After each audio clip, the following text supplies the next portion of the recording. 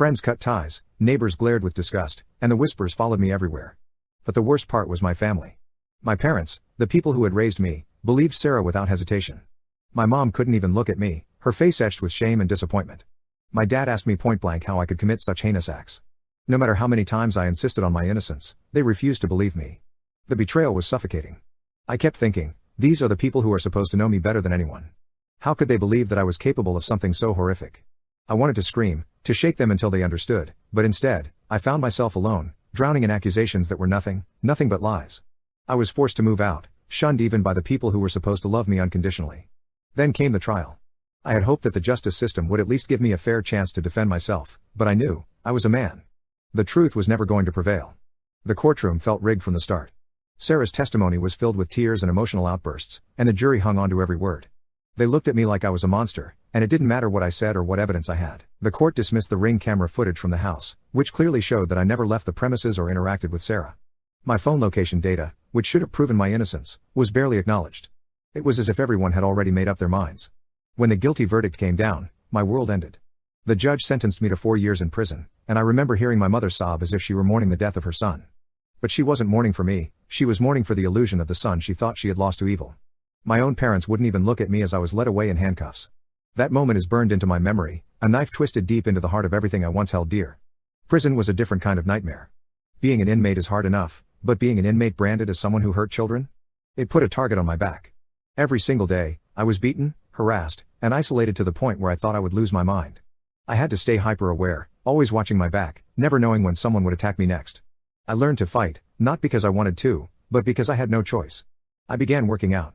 I clung to the tiniest slivers of hope, convincing myself that the truth had to come out eventually, that I couldn't lose myself entirely in this hell.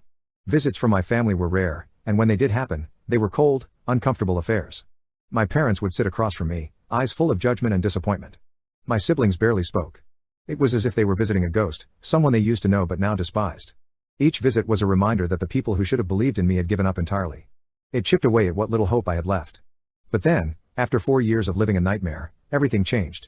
A new attorney took an interest in my case. He reviewed the evidence that had been ignored and promised me that he would fight to expose the truth.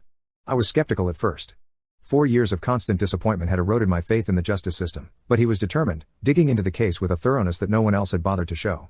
I held my breath, trying not to get my hopes up.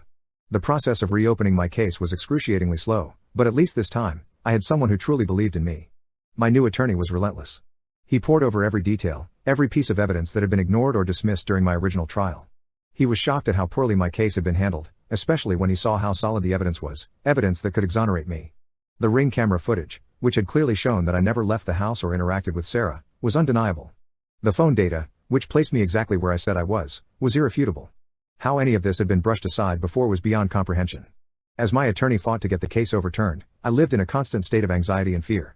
Each step forward felt like climbing a mountain, and I couldn't shake the fear that the system would fail me again. My mind was a war zone, a place where hope and despair clashed relentlessly. I knew I had to stay strong, but after 4 years of feeling abandoned and vilified, my resilience was hanging by a thread. Even so, I forced myself to keep believing that justice was possible, that this nightmare could finally come to an end. And then, finally, the day arrived.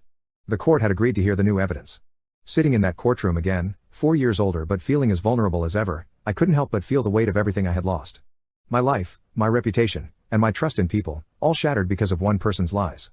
Sarah was there, of course, her demeanor noticeably different from the first trial. She didn't have the same confidence she had when she gave her original testimony, and I wondered if she knew the game was finally up. My attorney presented the Ring camera footage and the phone location data to the court. This time, the judge couldn't ignore it. The footage clearly showed that I had never left the house during the time Sarah claimed I assaulted her. The children's testimony, previously coerced under pressure, was re-examined, and experts found glaring inconsistencies that supported my innocence. Piece by piece, the case against me unraveled. Sarah's accusations, once so convincing and damning, fell apart under the scrutiny they should have faced from the beginning. I remember holding my breath as the judge deliberated. My entire body was tense, and I was clutching my hands so hard that my knuckles turned white. When the judge finally spoke, declaring that my conviction was being overturned and all charges were being dropped, I didn't process it at first. It felt unreal, like I was hearing someone else's story, not my own. My attorney turned to me, grinning, and said, "You're free." Tears blurred my vision, and for the first time in 4 years, I felt a sense of relief so overwhelming that it left me trembling. The courtroom was silent. My mother, who had come to witness the hearing, looked stunned. She had spent the last 4 years believing I was a monster, and now, Faced with the truth, she seemed paralyzed. I didn't wait to see her reaction. I needed air, needed to feel the sun on my face without the weight of false accusations pressing down on me. As I stepped outside, the light felt warmer, the breeze softer, and the world brighter than I had remembered. But the relief was bittersweet. The 4 years I had lost weren't coming back. The friends who had abandoned me, the family members who had turned their backs, and the life I could have lived were all gone. The emotional toll of being wrongfully imprisoned doesn't vanish the moment you're declared innocent. It lingers, a ghost that haunts you even in freedom.